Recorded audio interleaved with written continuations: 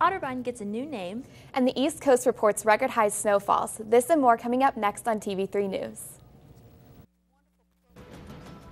From WOCC, this is TV3 News with news, sports, health, and entertainment. Your news starts now.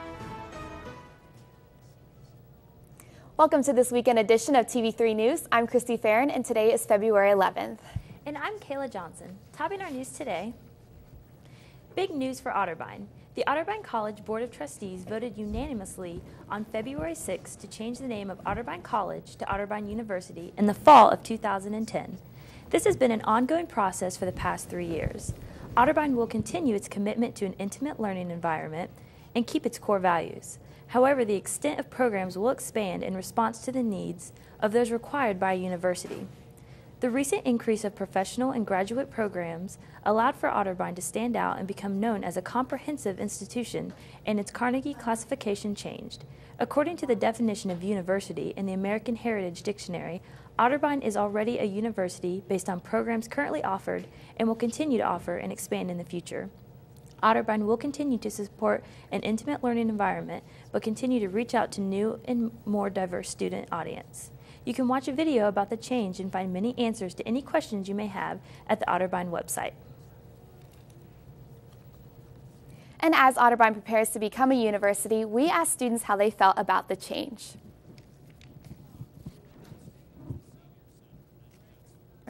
Otterbein being a university, I think it kind of takes away from the personalness of being a college, because Otterbein's a small school, and I came here because it was a small school, so people might not think that.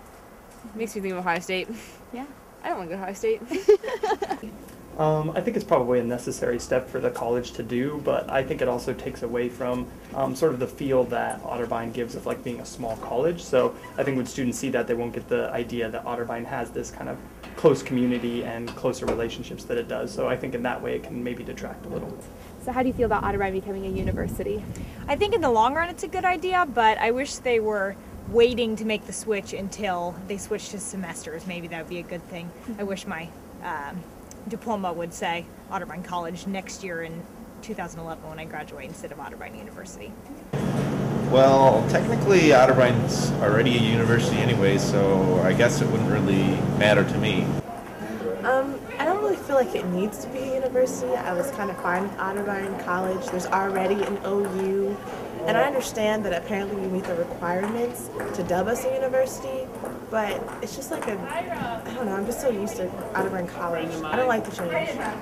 Too many changes all at once. I'm not happy about it. How do I feel about Otterbein being a university? I really don't care either way. Otterbein College, Otterbein University, it's still education. Get it while it's good. That's all I'm saying. I'm rocking it. I'm loving it. I'll be sporting it everywhere on campus when it happens in the fall of 2010. Are you a Facebook or a Twitter user? Well, out of 100 Otterbein students surveyed, 85 say they use only Facebook, 1 used only Twitter, and 15 use both. Facebook or Twitter?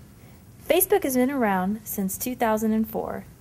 It has 350 million active users, and 50% log on every day. The average Facebook user spends 55 minutes a day on Facebook.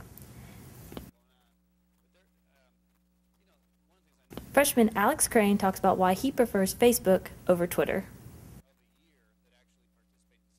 Well, Facebook, I can keep more in touch with relatives and talk more about personal things instead of just talking about,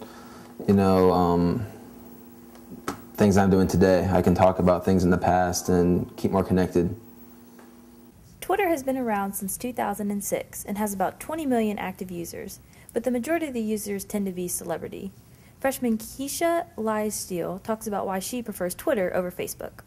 Well, Twitter is more up to date, and it's a very good way to stay connected. If I want alerts sent to my phone, they can get sent to my phone, and it's a good way to keep in touch with people and to know what's going on now. As a second snowstorm hit America's East Coast for the second time in a week, major cities in the region set a record since 1899 for the most snowfall. This forced many people to stay home from school and jobs and keeping off the roads. As far as Ohio, the state has received normal snowfall amounts this season. However, there are still 6 more weeks of winter.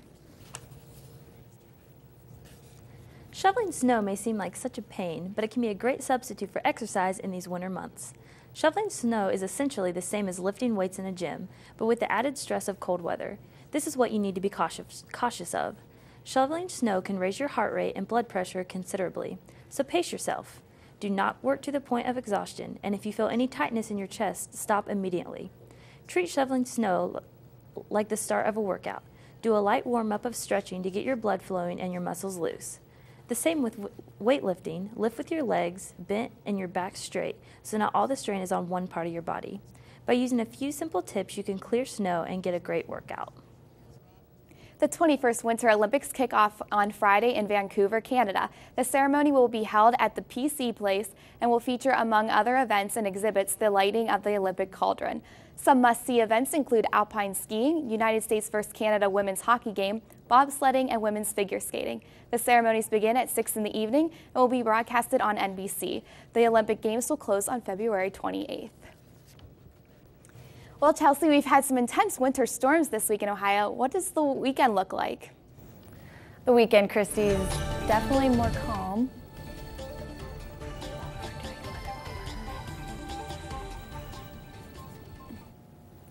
All right, well, Christy, the weather this weekend is looking a bit calmer, as you can see Thursday. Today, we have a high of 27, a low of 15, and cloudy skies. Friday, a high of 26, a low of 12, with cloudy skies. And Saturday, bringing in a little bit more snowfall, with a high of 26 and a low of 8. Now, let's take a look at your week. On Monday, there's a high, on Sunday, a high of 27 and a low of 11 with cloudy skies. Monday, a high of 25 with a low of 19 and more snow. And Tuesday, bringing in more snow with a high of 28 and a low of 18. Let's check out the weather across the state. For northeast Ohio, the weekend has an average of about 27 degrees with cloudy skies and a week average of about 26 with cloudy skies. Taking a look at the northeast, got a weekend average of about 25, bringing in more snowfall with a week average of, again, 25 with more snow. Looking at the southeast, you have a weekend average of 27 with cloudy skies and a week average of 29 with some more snow. Looking at the southwest, you have a weekend average of about 30 degrees with cloudy skies and a week average of 28 with snowfall. And looking at the Columbus region of central Ohio, you have a weekend average of 26 with cloudy skies and, again, 26 with some snowfall during the week. Well, Christy and Kayla, what else do you have for us today? Well, coming up on WOCC, we're going to take a look at Otterbein sports and fun activities for you to do this weekend. This and more when we return.